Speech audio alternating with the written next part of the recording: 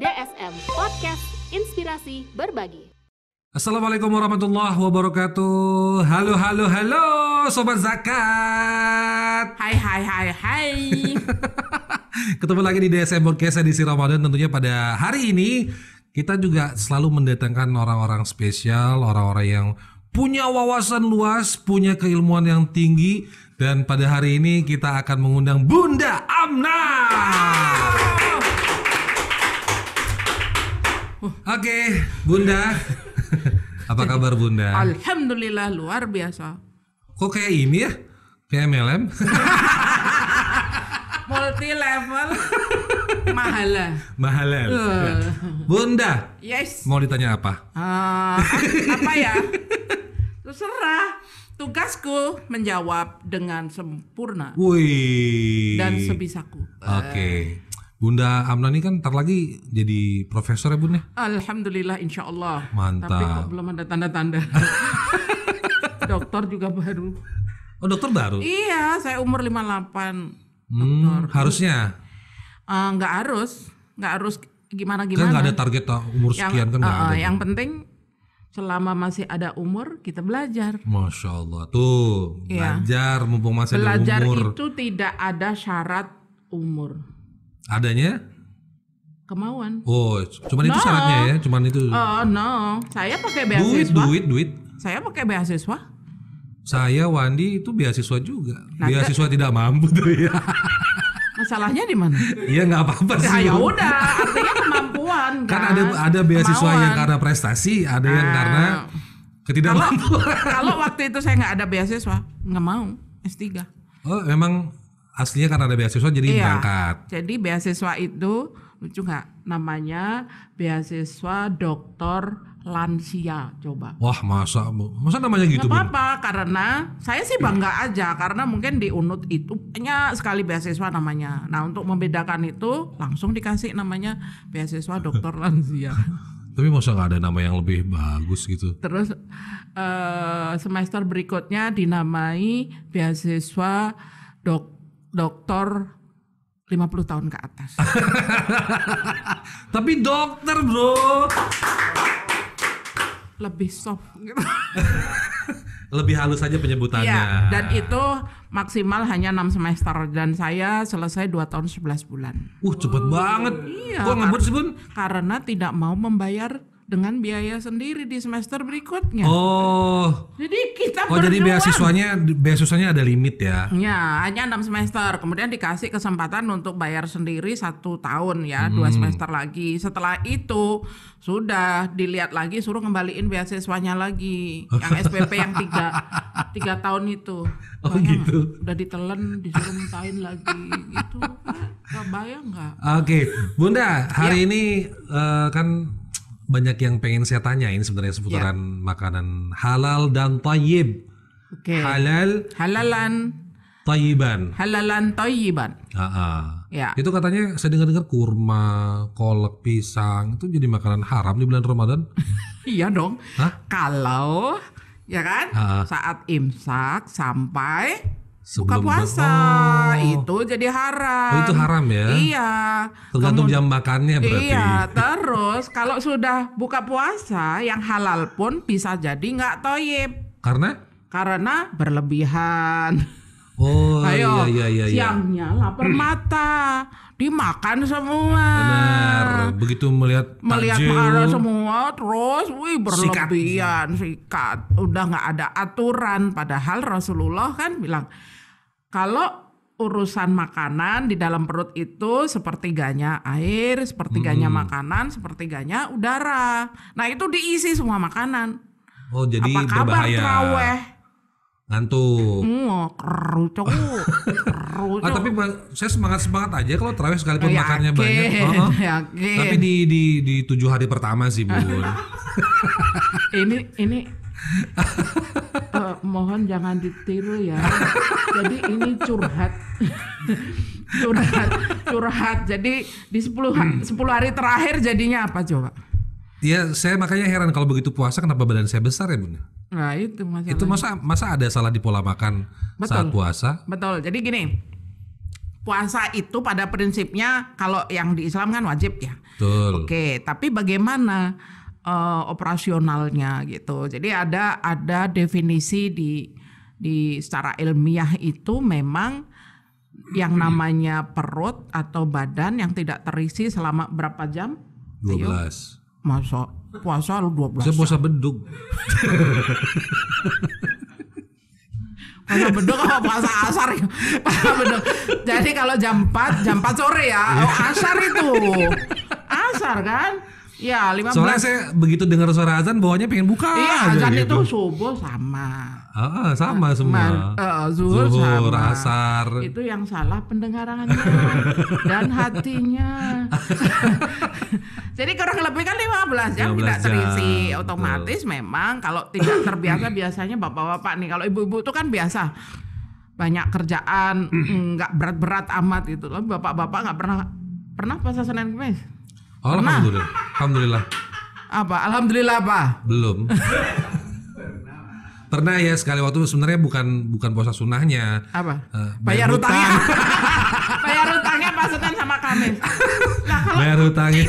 ibu-ibu itu kan begitu, Senin, Kamis, puasa Daud, bahkan yang puasa sunnah semuanya kan. Jadi terlatih. Kemudian juga sering makan itu kan kalau bapak-bapak langsung pok gitu kan, habis itu enggak. Nah, begitu puasa kaget. Banyak orang yang bapak-bapak terutama itu di minggu pertama itu masuk rumah sakit gitu karena memang belum terbiasa. Makanya kan Rasulullah kan perbanyak puasa sunnah di bulan Rajab. Sebenarnya itu buat latihan. Ya, buat latihan, tapi kebanyakan enggak pasti. Di bulan Rajab pernah puasa. Masih ada waktu loh. Sampai minggu depan. Insya Allah pernah lah. Pernah. Tapi tak inget-inget dulu loh Bu. Zaman itu gitu. Karena memang 15 jam itu nggak mudah ya kalau yang nggak terbiasa. Kalau kita kan sebenarnya udah terbiasa. Nah, dan kalau secara kesehatan kalau secara kesehatan sebenarnya Allah itu memberikan kewajiban atau aturan ke makhluknya itu tidak mungkin yang memberatkan. Betul. Kitanya aja yang sebenarnya males mengerjakan. Males, apalagi di Bali ya. Di Bali itu kan sebatas mata memandang banyak orang tidak berpuasa. Artinya ya kita bukan pemula lagi kan. Untuk orang-orang yang berpuasa di Bali kan bukan pemula lagi. Jadi jangan sampai ada keluhan, aduh kok di Bali begini begitu gitu. Enggak. Ya, tapi harus membiasakan yang benar. Jadi gini, kesalahan fatal untuk orang yang berpuasa jadinya lemes. Iya benar, biasanya zuhur tuh udah lemes. Ya, tapi sebelum itu ya. Jadi secara fisik puasa itu mengistirahatkan organ. Jadi makanya kan kalau ada yang punya sakit apapun itu konsultasi ke dokter karena banyak yang penyakit itu justru dengan puasa itu sembuh. Ya, sembuh. Jadi tetap konsultasi, tapi konsultasinya jangan yang satu circle. Maksudnya gimana tuh, Bun? Circle yang mengiyakan enggak puasanya kita. Oh, maksudnya jadi pembenaran gitu. Jadi pembenaran, jadi permisif terhadap diri sendiri gitu. Emang ada yang gitu, Bun? Bisa jadi kan? Oh iya, karena merasa bahwa sebenarnya ini saran dari A gitu. Kalau kayak gitu nggak usah nanya sebenarnya. Jadi udah nggak usah nanya, ikuti aja aturan sendiri kan. Jadi memang ada organ-organ yang berkaitan dengan pencernaan itu berhenti kan. Memang ada pankreas, empedu itu kan.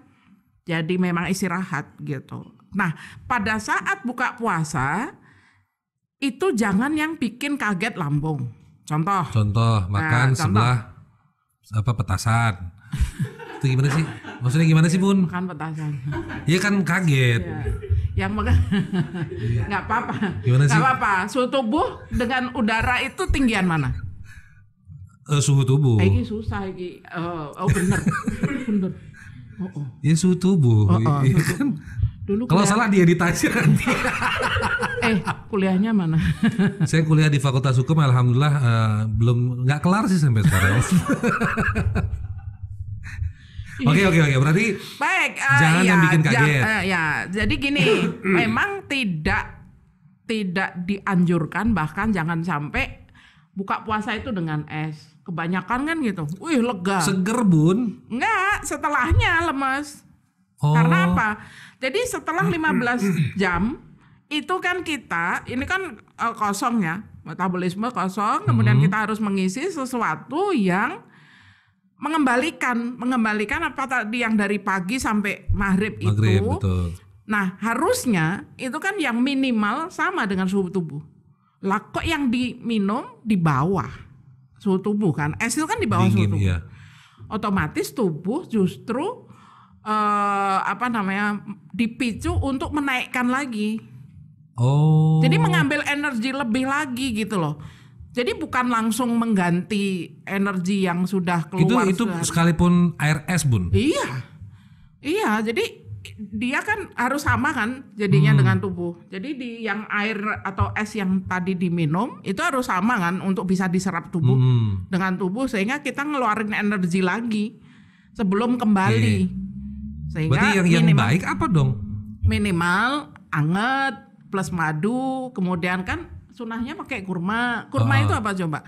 Kurma itu kan gula sederhana yang langsung bisa diserap oleh tubuh atau darah. Jadi gula sederhana itu glukosa. Kalau gula pasir itu sudah double glukosa. Jadi di dalam tubuh harus dipecah lagi. Berarti kalau teh hangat manis itu masih boleh. Masih boleh. Dan disarankan Dan lah ya. disarankan yang anget, jangan yang dingin-dingin gitu. Iya, itu kan kalau udah nggak bisa kan itu kan sebenarnya kebiasaan dan salah. Karena coba dirasakan setelah minum es, setelah itu saat itu memang seger, setelahnya lemes. Keluar keringat, lemes. Iya benar. Itu giliran mau masuk jam-jam tarawih udah mulai deh tuh. Itu dia. Udah mulai lemas. Bereaksi. Jadi tubuh kita akan bereaksi untuk justru mengembalikan suhu tubuh lagi untuk agar hangat lagi karena didinginkan oleh apa yang masuk di dalam tubuh kita. Itu kan dari menu kan mesti yang begitu, Bun. Terus dari takaran yang pas sebenarnya untuk orang buka puasa itu seberapa banyak? Ya. Jadi gini, dalam tubuh itu ada sumber energi itu kan ada 3.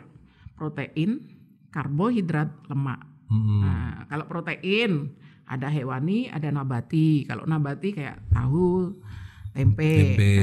Kalau hewani daging. Saya seringan nabati sih kalau buka puasa. Iya, dari sisi kelihatan kok. Apalagi kalender. Apalagi bergantung kalender udah kayak gitu. Kalau di tanggal-tanggal awal, insya Allah makannya hewani semua. Saya nggak ngomong, saya ngomongnya cuma kalender. Oke, terus lanjutin dulu. Malah bercanda nih Bunda nih. Iya, hewani itu kan ada yang murah kan, hewani ada telur, ya kan, ikan gitu. Tapi hati-hati juga yang pemicu kolesterol. Kolesterol itu kalau di ikan itu halal, tapi tidak toyib bagi penderita kolesterol tinggi. Jadi model kan ada halal, ada haram, ada toyib, ada tidak toyib. Toyib itu kalau di kita itu halal, tapi yang tidak menyehatkan. Oke. Jadi kalaupun halal, tapi bagi kita pantangan itu tidak toyib dan tidak dianjurkan. Berarti toyib buat satu orang belum tentu baik untuk, belum tentu tidak toyib juga untuk yang lain, gitu ya? Ya, jadi kalau bagi yang kolesterol tinggi, otak, rendang itu masalah. Padahal itu menu top itu ya kan? Iya, tapi nasi padang. Iya. Tapi bagi yang bermasalah ya jangan dilawan. Nah, untuk penderita kolesterol itu baiknya dia konsumsi apa, Bun? Kalau urusannya kan yang kolesterol tinggi, modelnya kan kalau sudah ke udang itu kan di cumi, kemudian otak apa? Otak sapi. Jangan satu otak gitu. Iya, saya pas otak. Nanti kalau yang diharamkan babi nggak tahu lihat siapa. Itu pantang ya, Bun ya? Iya. Artinya itu tidak toyib bagi yang memang bermasalah dengan kesehatan. Halal cuman nggak toyib. Sama halnya dengan tadi itu. Meskipun halal tapi haram jadinya kan kalau lagi puasa. Kemudian juga meskipun halal tidak toyib pada saat berbuka puasa yang berlebihan. Berlebihan. Jadi kan kita makanlah selagi lapar, Berhenti tinggalkanlah makan, meja makan sebelum merasa kenyang. Habis itu jangan berlebihan, ya kan? Jangan berlebihan. Itu di situ itu artinya apa? Bahwa kadang-kadang kan orang kalau udah suka. Iya, benar-benar. Tuh lapar suka mata. durian. Sampai muntah, sampai itu udah nggak toyib. Sebatas itu pun masih sudah termasuk tidak toyib. Tidak toyib. Meskipun itu kan halal Iya, gitu iya. loh. Terus apalagi pokoknya sudah sebenarnya udah jadi racun di dalam tubuh. Kayak gitu. Jadi di agama gitu. Kalau saya kan belajarnya juga karena saya orang teknologi pangan, jadinya Masya Allah saya kalau berdakwah apa ya? Oh ternyata di sini makin Ada banyak kolerasinya ya. makin banyak teknologi pembuatan penganekaragaman makanan, makin banyak titik kritisnya, makin banyak kita bisa berkiprah di situ untuk berdakwah. Karena Masa gitu Bun? iyo, Semakin misalnya nugget, iya benar-benar. sosis, dulu kan nggak ada. Iya, nggak ada. Memang nggak ada jenis makanan nugget. Ayamnya sosis. di mana nggak tahu kan? Kalau dulu kan ayam gelundung kelihatan. Gitu. Sekarang produknya itu sampai nggak kelihatan ayamnya. Nah itu ayamnya apakah ayam beneran atau daging yang lain? Kemudian apakah ayam itu disembelih dengan cara Islam apa enggak? Itu titik kritisnya, gitu loh. Jadi ada poin yang memang harus Mampu telusur namanya. ditelusurin Bun ya. Mampu telusur. Dia ayam bener atau ayam kampus kan kita nggak tahu juga Nah kan itu gitu. urusan lainnya. Saya terus di kampus tapi nggak pernah lulus. Oke, berarti itu. Nah kalau dari kan ada anak-anak suka yang begitu Bun. Nah sekarang kalau seandainya anak-anak kita doyan makannya begitu, sosis, nugget, oke. apa yang harus diperhatiin? Oke, sekarang gini, yang memperkenalkan itu siapa? Media. Nggak mungkin loh anak itu umur berapa? Ayo dia umur 4 tahun jalan beli itu, Ma aku mau ini. Nggak Iya. mungkin. Berarti siapa yang pertama? Pertama yang mengenalkan makanan itu adalah media televisi. Nggak bisa. Iya kan? Lagi nonton. Ma beliin itu. Emang bisa kayak gitu terbeli? Ayo. Yang gitu-gitu tuh loh Bun. Iya, siapa? Akhirnya dia minta Siapa gitu. yang membawa si anak itu akhirnya dia pegang makanan itu? Ya kita. Nah, berarti ada edukasi. Iya. Memilih dari calon istri, edukasi suami. Iya. Itu kenapa mesti bisik-bisik Bun? Nggak enak kok. Orang masuk mic juga Bun. Soalnya gini kan, yang lain kamu ini anaknya kan disalahin tuh. Iya betul. Nah tiganya ke sini lah. Kamu itu siapa yang ngajarin? Padahal yang ngajarin yang nunjuk. Berarti harusnya nunjuknya begini Bun. Kamu. Coba ini ya. Coba. Nggak bisa. Nggak bisa. Kamu itu. Artinya pernah kejadian anak saya kalau nggak sop sana nggak mau makan. Terus sop di merek tertentu. Oh ya kan? iya. Terus saya tanya, yang membawa ke sana, yang memperkenalkan tuh siapa? Bapak ibunya. Iya. Makanya edukasinya sebelum membawa ke sana, ini dulu kenalin dengan hal-hal yang sehingga dia bisa pada saat sudah gede bisa memilah. Gitu. Apalagi sekarang itu kan jajan itu kan dengan 1.000 itu kan MSG itu kan sangat ini ya, keras di mulut kan. Rasanya sangat gurih. Betul. Nah, sehingga tanpa itu nggak enak Bu. Nah, sehingga masakan rumahan itu hambar. Iya. Nah, Iya betul. nggak doyan dia. Sementara yang jajan itu tidak ada masuk asupan gizinya. Jadi dia akan menutupi saraf di mulut ini. Saraf di mulut ini menjadi nggak enak kalau merasakan makanan lain yang rumahan, yang biasa gitu. Makanya kan harus edukasi dong orang tuanya dulu memilih itu, karena makanan yang sangat gurih MSG itu udah murah meriah, nggak ada gizinya. Emang seberapa bahaya sih Bu MSG itu? Urusannya dengan ketoyipan.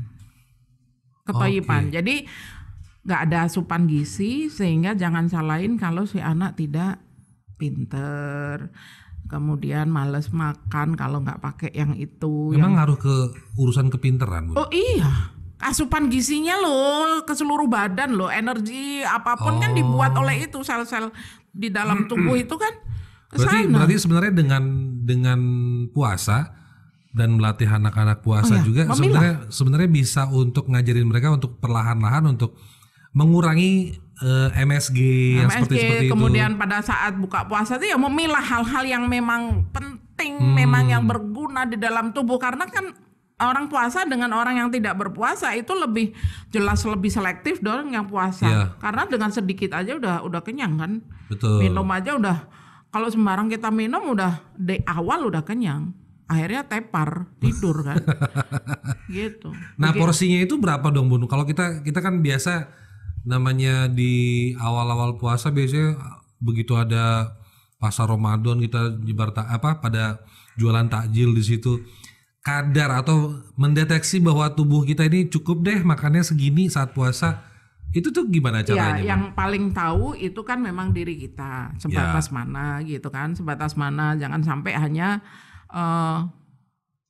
makan di awal penuh terus nyesel gitu biasanya kan, terus sakit kepala besoknya, banyak yang kayak gitu. Banyak yang kayak gitu. Jadi memang Rasulullah kan menyampaikan bahwa berapa butir kurma? 3. Kemudian seteguk air, ya kan? Udah gitu buka puasa, sholat, kan? Sampai habis maamnya kan setelah taraweh. Oh, berarti dari buka puasa ke makan besar yang dikasih nasi perlu waktu. Itu tetap harus ada jedanya, Bunda. Ya, ada jeda. Karena memang mengembalikan tadi yang manis-manis dulu kan mengembalikan tenaga. Habis itu bahkan dianjurkan yang untuk sahur itu yang memang mengenyangkan dan awet kenyang. Nah, itu apa tuh, Bun? Nah, ini pola makan saat sahur, ya. Makanlah makanan yang lengkap. Artinya apa? Kalau dulu kan 4 sehat 5 sempurna. Ya, jadi perbanyak sayur dan buah, minum air putih, justru paling banyak 4 gelas ya, minimal hingga waktu imsak. Hindari gula termasuk teh manis, karena apa? Teh manis, jadi teh itu kan ada namanya anti gizi. Jadi berapa yang kita makan itu diblokir oleh namanya anti gizi di dalam teh atau kopi. Jadi tidak semua bisa diserap. Oh, apa bahan yang ada dalam teh itu ya? Itu yang ngeblokir gizi yang kita makan. Oh. Gitu. Jadi ada namanya anti gizi. Berarti kalau sahur air putih. Kalau sahur jangan minum teh yang manis. Kalau buka puasa boleh mengembalikan kan. Nah, bahasa berbukalah dengan yang manis itu emang benar, Bun? Iya. Harus yang manis langsung. Iya. Oh. Yang manis, tapi ingat kalau ada yang diabetes, ada yang itu pun juga harus konsul dokter. Oh. Manisnya itu dari mana? Karena memang pemanis itu gini. Macam-macam ya. Ada yang langsung kayak gula pasir, itu kan memang berasa manis. Betul. Tapi bisa untuk jadi energi itu harus ada insulin di dalam hati. Orang yang diabetes nggak bisa. Karena sudah nggak ada insulin. Sudah nggak ada. Artinya apa? Bahwa gitu ya. Modelnya begitu. Jadi kita harus paham tentang kesehatan kinerjanya seperti apa. Ya, gitu. Makanya kan dianjurkan madu yang langsung bisa diserap. Kemudian tadi kurma. Nah itu kan gula sederhana yang memang bisa langsung diserap oleh itu. Gula sederhana itu apa, Bun? Glukosa namanya. Jadi di dalam ilmu maksudnya kimia ada bentukannya itu kayak. Oh iya, Jadi kalau secara rumus kimia gula sederhana itu minimal C6H12. Bentar, Bun, 6. Bupen. Enggak usah. Enggak usah ada ulangan. Itu gula sederhana yang artinya gini, gula-gula yang bisa langsung diserap oleh tubuh. Tapi kalau yang gula kompleks atau gula yang tidak sederhana itu termasuk nasi. Oh, ada kandungan gulanya di situ. Iya, tapi harus dipecah oleh seluruh organ tubuh. Jadi di dalam mulut makan nasi nih, dalam mulut kan ada air liur. Itu enzim pemecah amilase namanya. Jadi sudah ada ini.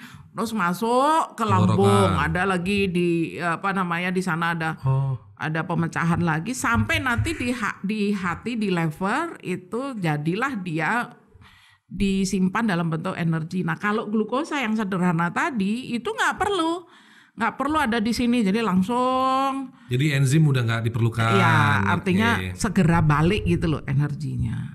Itu contoh gula sederhana itu ada di makanan apa aja, Bun?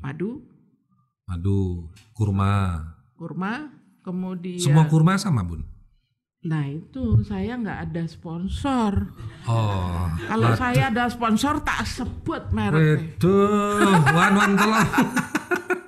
Nggak ada sponsor, nggak ada kurma ya anggaplah kurma yang. Tapi kalau terlalu manis juga, karena memang gula sederhana itu nggak begitu manis. Oh gitu. Iya. Beda dengan gula yang ada di pasaran itu beda ya. Apalagi yang pemanis buatan gitu itu kan nggak memunculkan energi. Jadi Cuman hanya berasa manis. Terkecap manis saja. Oh. Bener. Karena memang insulin sudah insulin harus dari luar kan, disuntikkan gitu kan. Oh berarti gitu. Untuk orang-orang diabetes itu kenapa makanya dia sangat tidak maksudnya tidak dianjurkan untuk iya, karena memang seperti itu. Udah rusak. Nanti darahnya kan jadi penuh sama racun yang tidak diurai oleh enzim yang ada di dalam tubuh. Apalagi di hati udah nggak ada kan. Udah nggak fungsi. Iya. Kalau udah apalagi yang berapa ya? Oh gulanya itu ada kan berapa paling tinggi? Pernah kenal? 600 pernah? Harga gulanya, Bun? Enggak.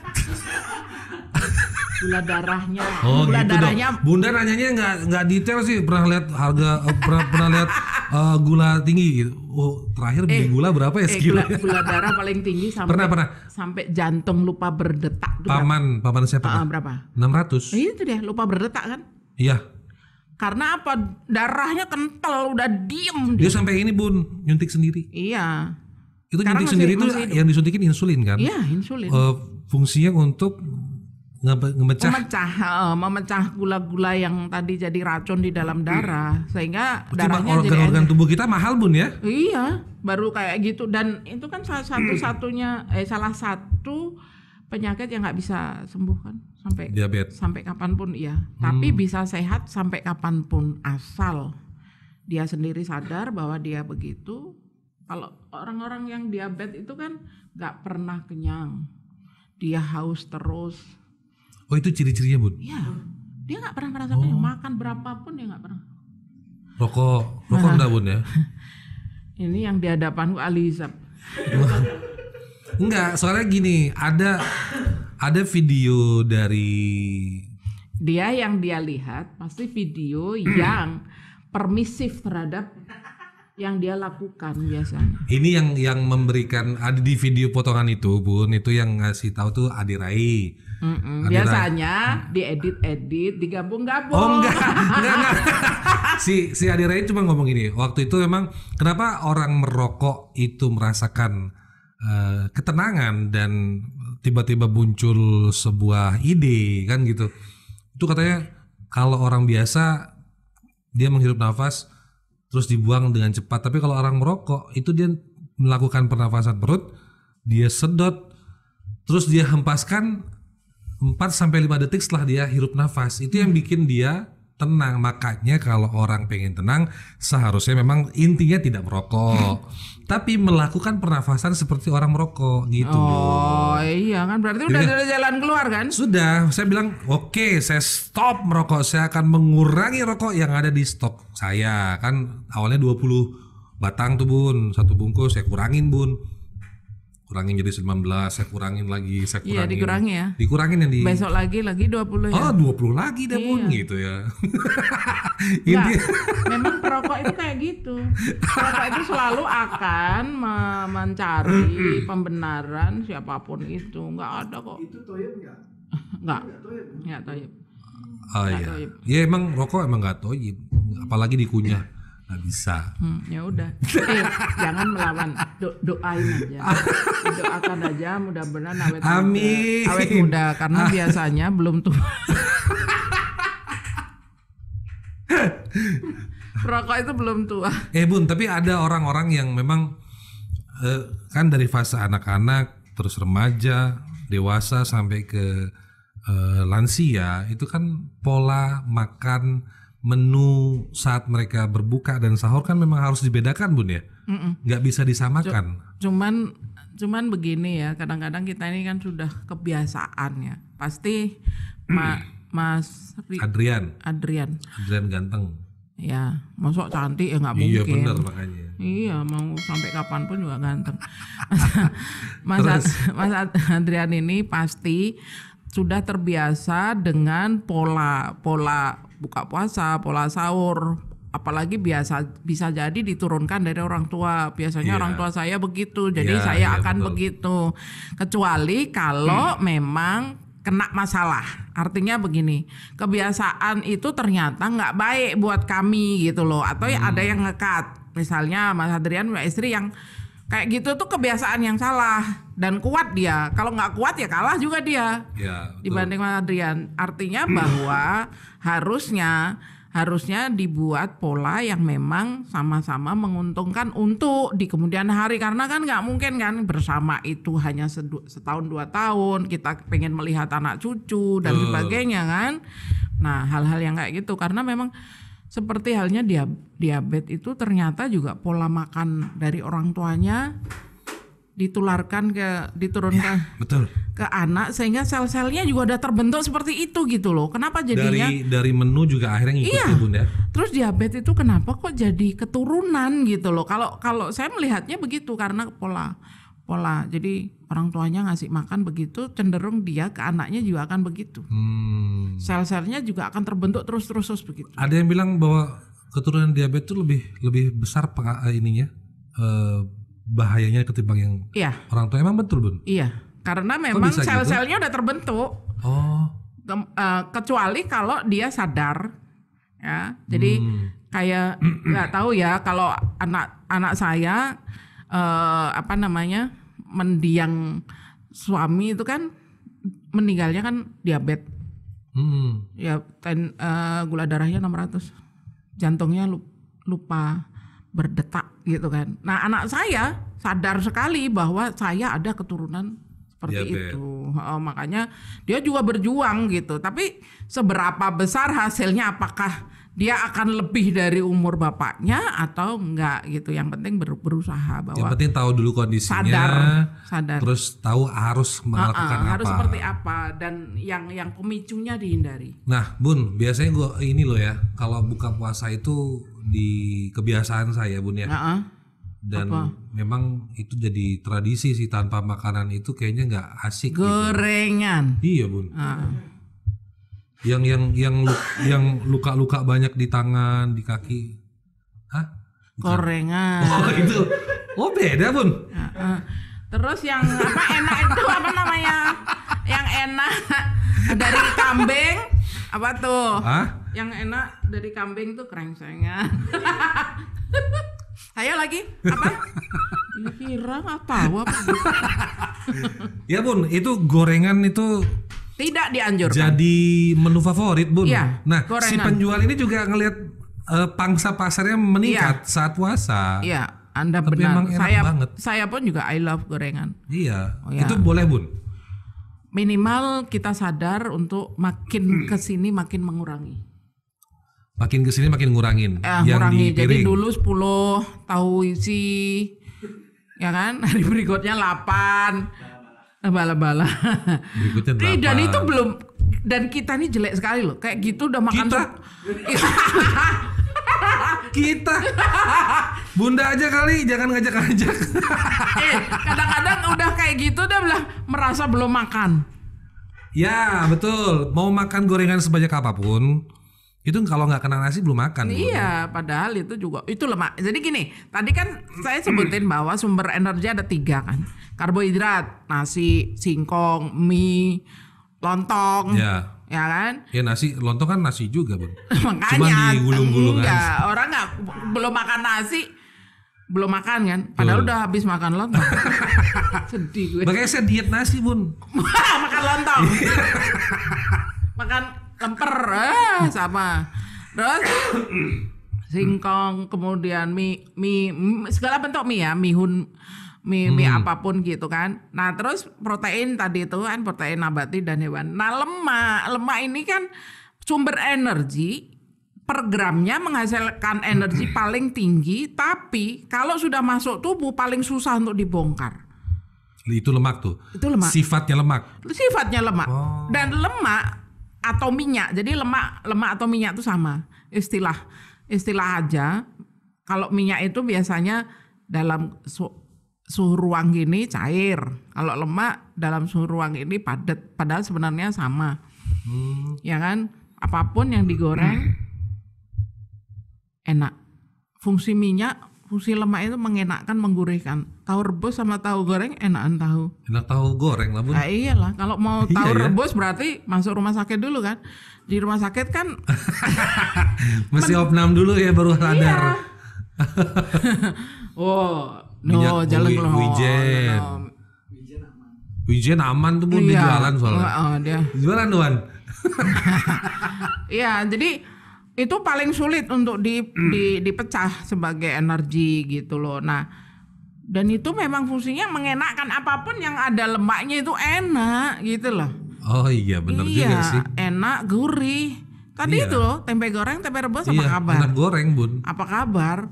Iya kan? Ubi rebus, ubi goreng. Goreng. Oh iya, kalau ada yang milih rebus berarti ada sakit ya. Sudah pernah sakit gitu mungkin. Tadi teman saya aja minum obat karena dia perutnya kembung karena sering makan gorengan. Saya Bun ya, ini nih pengalaman hampir setiap hari mau puasa atau enggak. Kalau nggak makan gorengan lepas. Iya Bun. Jadi pagi itu kan nggak tahu saya jadi terbiasa sekarang untuk konsumsi gorengan dan kopi. Biasanya saya nggak pernah lakukan ritual ini. Tumben-tumben dan beberapa belakangan ini sering gitu. Berasa nggak di badan? Berat. Kan, pertama ngerasa berat, yang kedua mulai itu ngap. perut itu ngerasa ngembang Bun. Emang ngembang. itu ngaruh gorengan ya Bun? Iya. Terus di dada juga sesek. Terus apalagi Kalau gampang sih, mudah sesek sih lelah. biasanya tergantung isi ATM itu sesek kali ya Bun ya? Ngaruh ya? Iya, kalender juga. Iya. Iya kan? Sesek ya, betul. Kalender. Tapi juga kalau yang ringan itu karena gorengan. Iya. Gitu. Oke. Berarti pada intinya apapun yang disukai untuk makan saat Ramadan silahkan. Tapi jangan lupa untuk cek ketoyibannya. Ketoyibannya. Cocok nggak? Cocok buat dia belum tentu cocok buat kita. Ya. Oke. Iya. Nah, terus apa hikmahnya Bun? Apa hikmah dari makan makanan yang halal dan toyib? Jadi gini, ada hadis menyebutkan begini, makanlah yang halal kalau doamu akan terkabul. Kalau kamu menginginkan doamu terkabul, makanlah yang halal.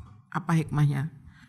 Ya berarti kalau yang haram Evaluasi itu diri kan? bisa menutup doa ya. Iya, kan? evaluasi diri kan. Betul. Berarti selama ini doaku gak terkabul, bisa jadi diantaranya karena makananku belum terpenuhi kehalalannya, gitu loh. Oke. Ya evaluasi kan. Terus ada lagi hadis, 1 suap makanan haram 40 hari sholatmu tidak diterima. Ini model begini berapa suap tuh kalau Bun, makan? begini tuh gimana Bun? Yang ini model begini nih. Model pembesar begini kan? Iya. Iya. Nggak mungkin kan 3 suap kali 40 hari. Kali Itu berapa hikmah, suap kan? ya? 1 suap 40 hari. Iya. 3 suap udah 120 120 hari. Nggak Iya. mungkin 3 suap segini. Belum nambahnya ya benar. Itu baru pagi hari. Makan siang. Yang sehat begini nggak mungkin kan dinner nggak dinner kan? Pasti. Saya enggak. Saya kalau Tergantung kalender lagi. enggak, kalau malam saya biasanya nyari obat tidur Bun. saya asumsikan bahwa makan itu bukan untuk saya membesarkan badan saya, itu enggak. Tapi saya mengasumsikan bahwa makan malam itu adalah obat tidur untuk saya. Itu salah ya Bun ya. Iya. Jangan ditiru ya Sobat Zakat, itu salah. Iya. Saya tuh kalau nanya mahasiswa tuh gini. Kuliah jam 10, kalian udah makan? Belum. Jam 12, kalian udah makan? Belum. Kayak ini pertanyaannya salah. Oh. Jadi gini, pertanyaan yang salah akan membuat semuanya jawabannya begitu. Jawabannya salah. Terus akhirnya oh iya, kalian kan begini. Kalau anak-anak mahasiswa, anak-anak kos itu makan pagi disiangkan, makan siang disorekan, makan malam ditiadakan, atau menunggu jamuan. Oh iya, ada undangan baru makan malam. Betul. Nah ini Ya model Allah. begini nggak nih Mas Andrian? Saya tahun 2004 kayak gitu tuh. Bun. Kalau Sekarang insya Allah alhamdulillah cenderung konsisten. dompetnya yang Cenderung konsisten lah melakukan itu. karena kalender tadi. Iya betul Bun. Oke.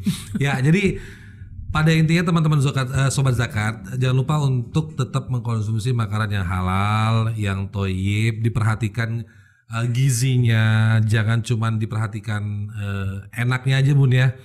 Jangan cuma diperhatikan enaknya aja, tapi juga diperhatikan juga mengenai cocok nggak untuk tubuh kita. Yep.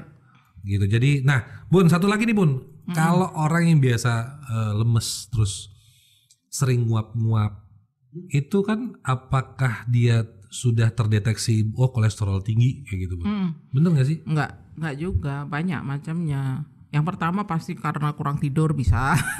Ya, itu kan pasti betul kan. lah. Terus yang kedua karena memang produksi dalam tubuh ya kan? Dalam produksi atau gini, energi di dalam tubuh itu terlalu banyak sehingga yang dikeluarin itu sedikit gitu. Jadi justru makin lemes. Oh jadinya kalau makannya banyak diimbangi dengan aktivitas yang tinggi, That itu is okay. bagus gitu. Tapi kalau tidak ya itu akhirnya bawaannya lemes, bisa nanti kemana-mana itu bisa kena ke gula, bisa ke asam urat, kemudian juga ini vertigo, kemudian yang GERD, yang asam lambung, asam lambung itu juga cenderung nggak dibolehkan untuk habis makan terus tidur. Oh nggak boleh itu? Nggak bisa, itu sangat tidak boleh. Makanya kan dianjurkan kalau mau dinner kan maksimal jam 6 sore kan. Dinner itu jam 6 sore? Iya. Atau mendingan nggak usah dinner. Atau memang nggak, ya sahur sekalian. Lah kalau dia dapat undangan wedding gitu, makannya nih, makannya kan jam 7 ya. Milih jangan. Biasanya kan ada undangan wedding itu balas dendam. Iya lagi orang diundang kok milih Bun. Nah kan, bener. Iya, apalagi jadi host. Rasulullah menganjurkan makanannya itu, Rasulullah itu tidak pernah mengambil lauk yang misalnya yang laut sama yang darat digabung. Jadi milih salah satu dia. Emang kenapa Bung? Maksudnya berantem gitu dia? Kebanyakan. Oh kebanyakan. Oh ini konteksnya kebanyakan iya, Bun ya? dan Rasulullah juga kan menganjurkan begitu gitu loh. Kan kalau kita, yang ikan aja, ya, kalau daging aja. Iya betul. Terus porsi ya karbo. Sebenarnya kan tujuan makan kan untuk urusan energi. Iya. Kita pilih energi yang paling gampang untuk dikeluarkan sebagai energi itu protein. Berarti ada di ikan. Terus daging. Jadi jangan terus nasinya dibanyain gitu karena itu karbo kan. Sama aja dong. Iya. Nah di situ pemilihannya gitu, boleh aja makan tapi nggak usah pakai nasi misalnya. Cuman di Bali Bun ya, ini kan banyak teman-teman saya bilang gini. Kalau saya tanya nih Bun, bro udah makan? Udah. Ibu masak gitu. Iya masak ikan sapi gitu. Itu ikan loh Bun. Boleh dong ya berarti ya. Di Bali itu kan. Dia emang iya nggak, iya nggak Wan? Iya. Iya nggak Bun? Lauknya apa? Ikan tempe. Nah, Iya. ikan loh. Tempe Ikan itu jagung, jadi. ikan tahu. Itu kan istilah. Ini ngeles itu memang lebih murah dari kursus. Dikira apa coba? Iya. Nggak, ini emang kenyataannya saya nggak buat Bun. Saya nanya sama teman saya, udah makan bro? Udah. Oh istri masak? Iya. Masak apa? Ikan sapi. Oh ikan. Emang di Bali istilahnya kan gitu. Jadi saya sapi dulu itu juga jadi ikan kaget. sekarang. Apa? Ikan tempe, ikan tahu. Iya, bener. Jadi judulnya itu ikan itu lauk. Jadi nggak berlaku. Dikira aku nggak tahu. Saya udah 34 tahun. Besti di sini. Oke Bun, terima kasih banyak untuk penjelasannya. Mudah-mudahan dari apa yang Bunda jelasin Sobat Zakat dapat insight baru untuk coba memilah menu dan takarannya supaya lebih teratur aja sih Bun gitu. Nah, closing statement dari Bunda Amna saat ini apa nih? Apa tips supaya puasanya lancar? Triknya, kalau trik saya tahu supaya puasa lancar, saya tahu triknya. Habis sahur tidur, tunggu maghrib. Itu trik bro, bukan tips. Itu trik. Kayaknya kena deh. ada apa namanya, Rasulullah kan banyak pengikut nih pengikutnya. Jadi yang saya butuhkan sekarang closing statement dan juga tips dari Bunda Amna. Kalau trik, insya Allah kita tahu. Iya. Jadi begini, berpuasa tidak menghindari untuk beraktivitas, karena apalagi di Bali ya, tidak ada permisif di bulan puasa. Jadi tetap puasa dan ingat bahwa pertama puasa itu wajib, ya kan? Nah, kemudian lakukan dengan